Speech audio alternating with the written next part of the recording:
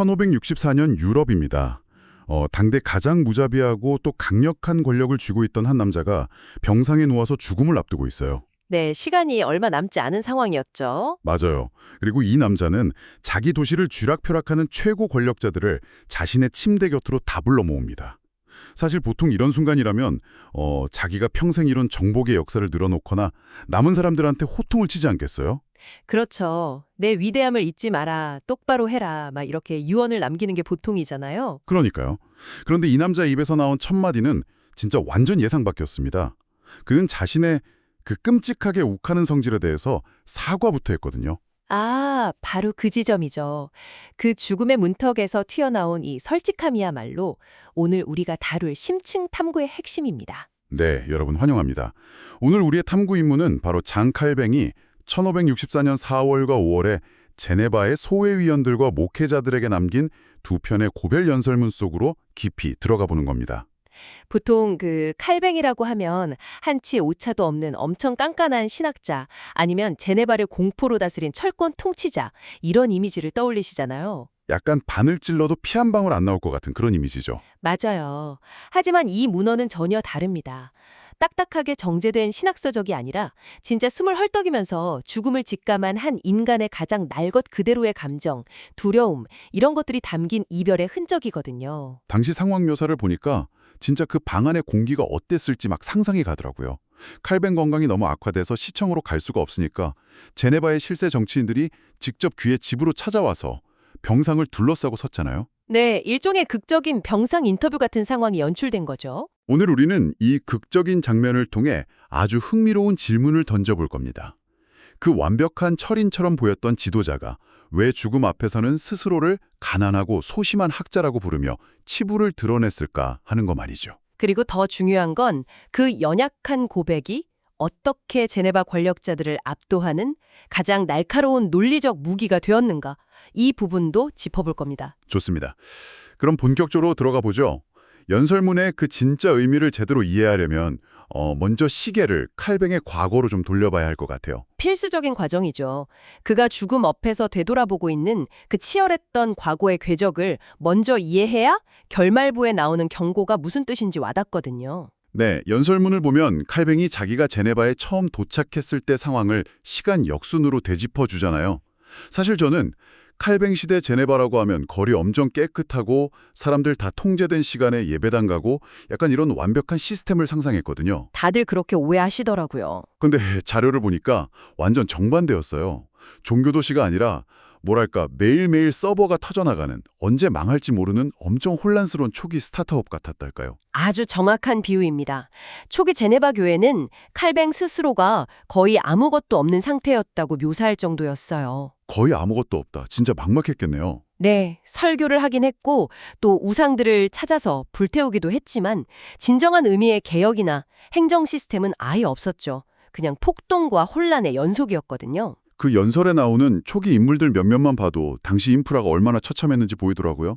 눈먼 쿠로라는 분도 계셨고 또 파렐이라는 동료자도 있었죠. 네, 그리고 프로망이라는 인물에 대한 묘사를 보면 진짜 당시 척박함이 그대로 드러납니다. 아, 프로망 이야기 너무 재밌었어요. 그 앞치마 두르고 일하다가 설교단 올라가서 설교하고 끝나면 다시 자기 상점으로 돌아가서 일했다고 하잖아요. 맞아요. 전임 사역자는커녕 재정 지원조차 없으니까 어쩔 수 없이 투잡, 쓰리잡을 뛰어야 했던 적나라한 현실인 거죠. 당장 오늘 하루 버티기 급급한 조직이라고 부르기도 민망한 수준이었네요. 거기에 더해서 이 불안정한 스타트업의 가장 큰 문제는 내부의 혼란만이 아니었습니다. 외부의 위협이 정말 끔찍했거든요. 칼뱅은 자기 집 문 앞에서 무려 50발에서 60발의 화승총 위협을 받았다고 회고합니다. 네. 문 앞에서 총을 쐈다고요? 그것도 50발이나요? 네, 밤중에 사람들이 몰려와서 집 문을 막 두드리고 조롱하고 총을 쏘며 위협한 거예요. 여기 물어라 하면서 사냥개를 풀기도 했고요. 세상에, 사냥개까지요? 심지어 지나가는 칼뱅의 가운과 다리를 붙잡으면서 물리적인 테러를 가하기도 했습니다. 근데 여기서 잠깐 상황을 좀 객관적으로 볼 필요가 있을 것 같아요.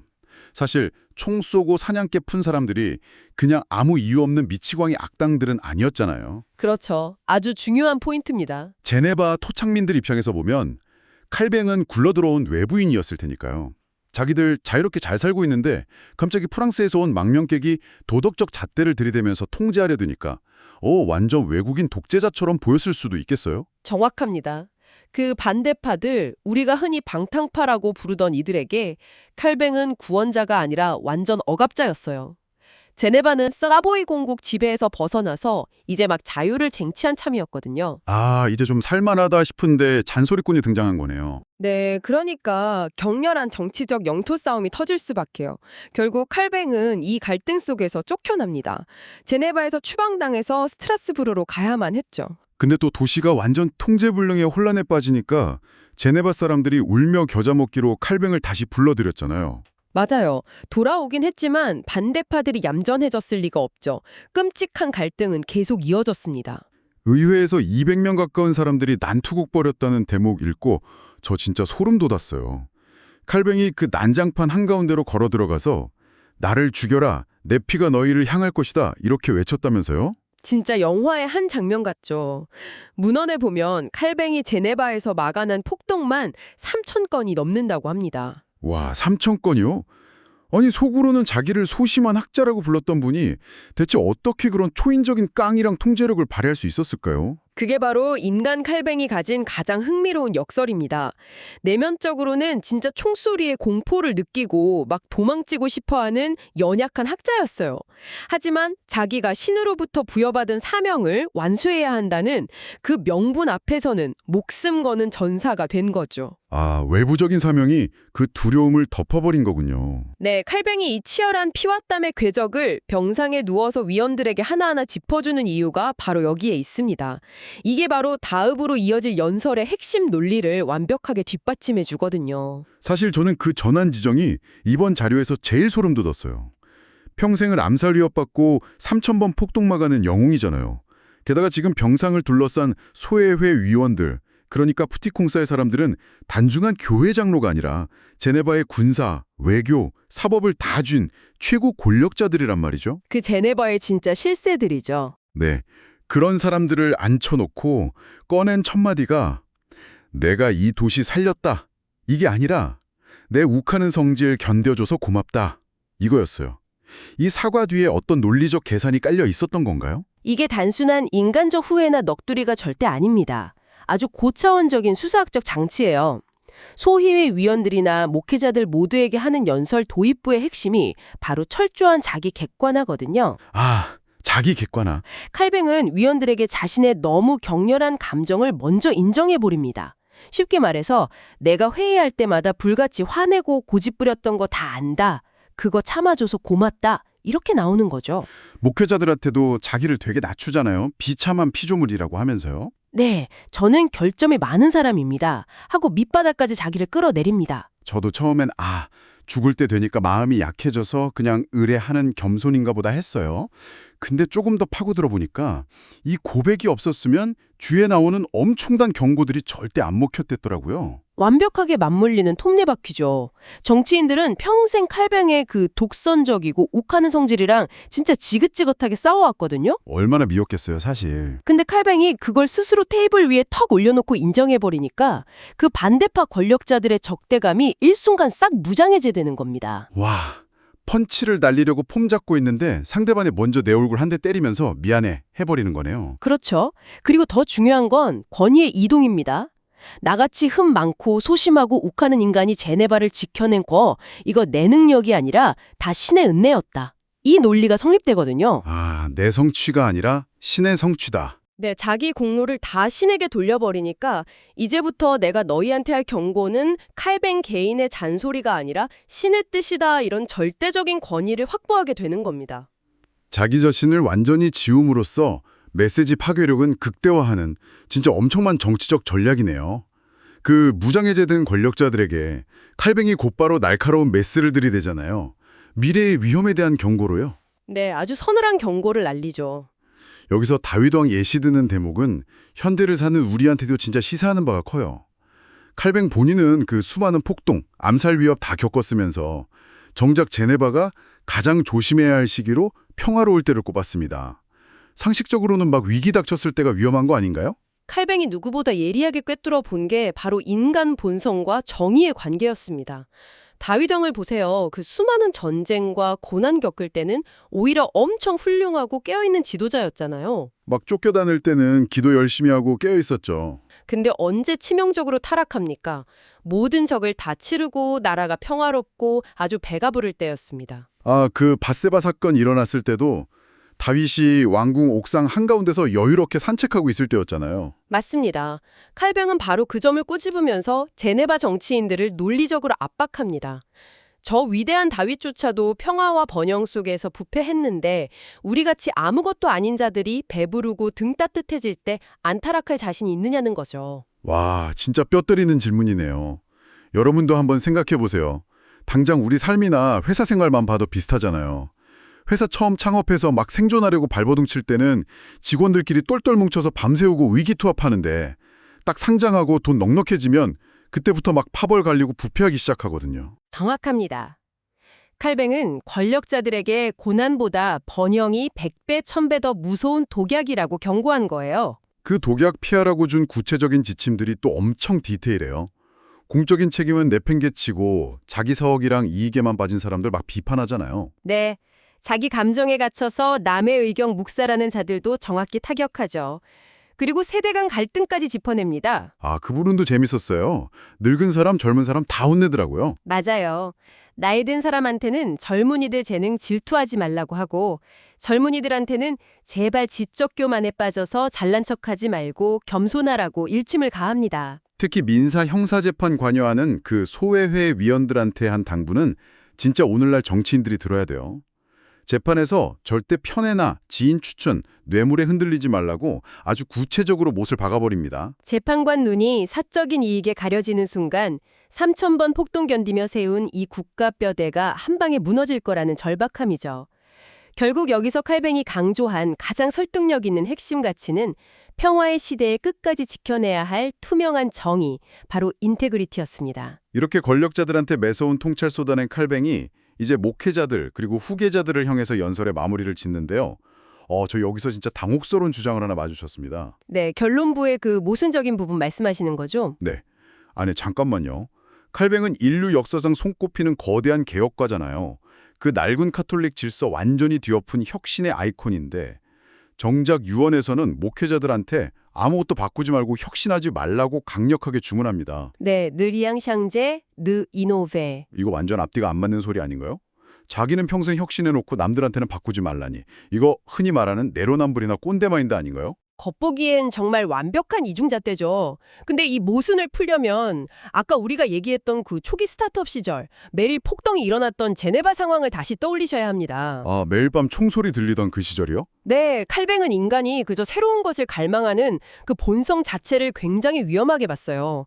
사람들이 공동체 이익 때문이 아니라 그냥 자기 이름 알리고 싶어서 정치적 야망 때문에 제도를 막 뜯어 고치려 한다고 본 거죠. 아, 약간 회사에 새 대표 취임하면 이전 대표 흔적 싹 지우고 자기 이름으로 된 새 프로젝트 막 무리하게 런칭하는 그런 심리 말씀하시는 거죠? 바로 그겁니다.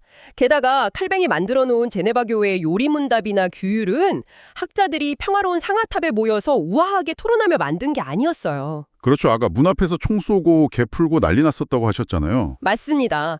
폭도들이 문 두드리고 암살 위협받는 그 끔찍한 공포 속에서 피와 땀을 쥐어짜내며 간신히 테이프로 덕지덕지 붙여놓은 위태로운 쟁가탑이었던 겁니다. 아, 젠가탑. 비유가 확 와닿네요.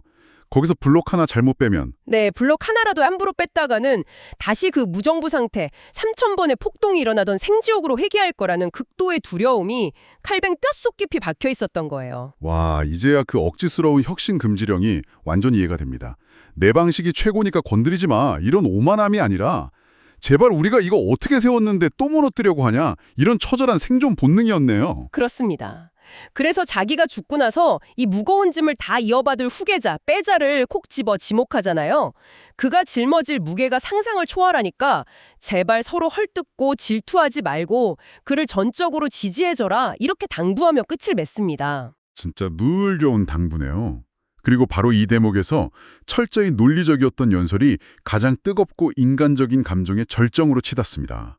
칼뱅이 숨 거두기 전에 방 안을 빙 둘러선 그 목회자들 손을 한 명 한 명 직접 다 붙잡잖아요. 네, 기록을 보면 그 방에 있던 모든 형제들이 눈물을 흘리면서 그의 손을 마주 잡았다고 되어 있죠. 여러분, 1564년 5월 제네바의 어느 낡은 방 안을 한번 상상해 보세요. 숨을 헐떡이는 늙고 병든 리더, 그리고 그와 함께 총탄이랑 사냥개, 수천 번의 폭동을 다 뚫고 살아남은 동료들이 눈물 흘리면서 손 맞잡는 장면. 진짜 이성적인 경고 뒤에 숨어있던 험단한 시간을 버텨낸 전우들만이 공유할 수 있는 깊은 전우애가 느껴지는 순간이죠. 저는 이 장면 읽으면서 저도 모르게 좀 숙연해지더라고요. 우리 청취자 여러분은 인생 마지막 순간에 자기 삶을 어떤 언어로 요약하실 것 같나요? 뭐 완벽한 척 포장하는 대신에 내 치부, 욱하는 성질 이런 거 다 솔직하게 고백하면서도 내가 목숨 걸고 지킨 사명 앞에서는 한치의 물러섬도 없었다. 이렇게 당당하게 말할 수 있을까요? 쉽지 않은 일이죠. 오늘 우리가 이렇게 뜯어본 고별 연설문은 위대한 성인의 막 거리감 느껴지는 신화가 아니었어요. 끊임없이 공포에 떨고 분노하면서도 끝끝내 포기하지 않았던 한 연약한 인간의 가장 솔직한 일기장이었습니다. 네, 그런데 이 일기장을 딱 덮으면서 현대를 살아가는 우리한테 아주 흥미로운 딜레마가 하나 남습니다. 오, 딜레마요? 어떤 건가요? 칼뱅은 죽기 직전에 후계자들한테 아무것도 바꾸지 말라면서 자기 유산이 원형 그대로 유지되길 간절히 바랐잖아요. 방금 우리가 젠가탑에 비유했던 바로 그 절박함 때문이었죠. 네, 당시 붕괴 위험 생각하면 너무 타당한 논리입니다. 하지만 시대가 변하고 계속 새로운 도전이 밀려오는데 창립자의 그 옛날 이념을 어떠한 변화도 없이 고집하는 게 과연 조직을 살리는 길일까요? 아, 진짜 날카로운 질문이네요. 어쩌면 유산을 지키려던 그 강력한 통제가 나중에는 독이 될 수도 있겠어요. 맞습니다. 때로는 과거를 완벽하게 보존하려는 그 시도 자체가 역설적으로 훗날 조직의 생명력을 옥죄고 숨통을 끊어버리는 결과를 낳기도 하거든요. 그러니까 혁신을 멈춘 개혁은 결국 또 다른 형태의 고인물이 되고 부패를 낳는 건 아닐까? 이런 생각도 들게 만드네요. 혁신가의 혁신 금지령이 가져올 치명적인 부작용, 이거 정말 곱씹어볼 만한 주제죠. 진짜 묵직한 화두입니다. 오늘 우리가 이야기에서 미처 다 답하지 못한 이 딜레마는 지금 듣고 계신 여러분만의 다음 탐구 과제로 남겨두겠습니다. 광장 한가운데 세워진 절대 안 변할 것 같던 거대한 청동동상. 오늘 그 차가운 겉면을 벗겨내보니까 그 안에는 총소리에 벌벌 떨고 자기 결점 때문에 고통받고 동료들 손잡고 눈물 뚝뚝 흘리던 진짜 인간이 숨어 있었습니다. 세상을 진정으로 바꾸는 힘은 어쩌면 흠결 하나 없는 완벽함이 아닐지도 모릅니다. 오히려 그 모든 취약함을 짊어지고서라도 끝내 한 걸음 더 내디뎌보는 그 치열한 발버둥 그 자체에 있는 것 아닐까요? 네, 오늘 깊은 통찰 나눠주셔서 감사합니다. 여러분, 오늘 심층 탐구 어떠셨나요? 다음 시간에도 여러분의 지적 호기심을 마구 깨워줄 새롭고 흥미로운 자료 들고 다시 찾아오겠습니다. 다들 평안한 하루 보내십시오.